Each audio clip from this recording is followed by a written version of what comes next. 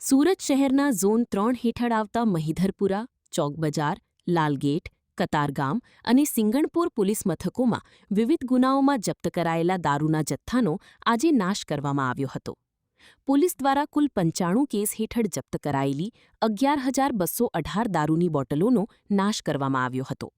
અંદાજી 19,52,000 રૂપિયાના મુદ્દામાલ ઉપર રોલર ફેરવી દારૂનો નાશ કરવામાં આવ્યો હતો. આ સમગ્ર કાર્યવાહી પોલીસના ઉચ્ચ અધિકારીઓ અને મામલતદારની ઉપસ્થિતિમાં કરવામાં આવી હતી.